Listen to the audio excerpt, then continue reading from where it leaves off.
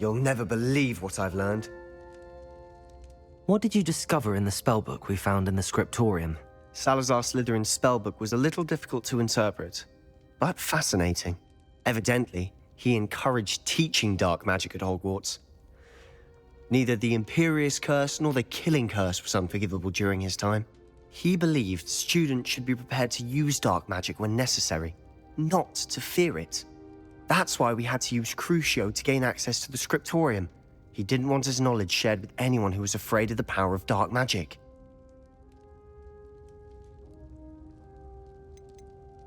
I know we had to do it to open the scriptorium, but it's not something I'd want to repeat.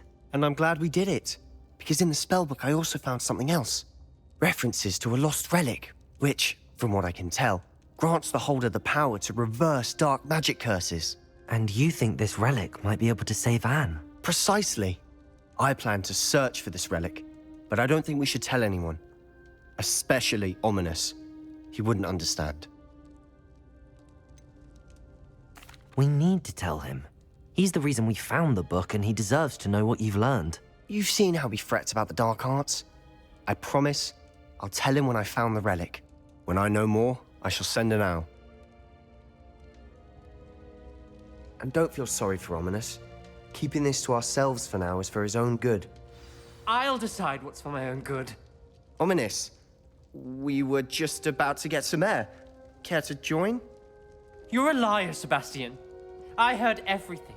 You swore you'd never engage in anything to do with dark magic again. No, I didn't. I said I understood you wanting that.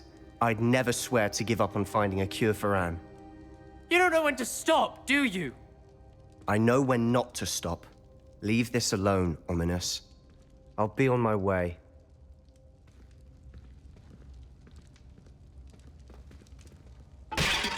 I am not letting this go. Ominous, Sebastian meant well. I appreciate you telling Sebastian not to keep this from me, but going after that relic is not a good idea. Sebastian doesn't even realize it, but he's as irresponsible and reckless now as his parents were years ago. It's why they died. I knew his parents died, but I never heard what happened. Mr. and Mrs. Sallow were professors. Spent nearly every waking moment in the cellar library. Noses buried in books. Anne and Sebastian were upstairs when it happened. They heard a sudden crash and ran downstairs, but it was too late. Their parents had crumpled to the floor. A defect with the lamp in the cellar caused the room to fill with an undetectable toxin. Sebastian and Anne were helpless. They had no magic yet. What a horrible story. It is. That's why I can't understand Sebastian's recklessness. I've practically lost Anne. I cannot lose Sebastian too. Please avoid anything to do with that spellbook.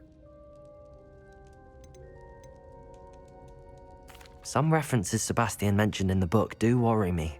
I'm glad you understand. I hope Sebastian pursues this no further. But if you think he might, please let me know. It would mean a lot.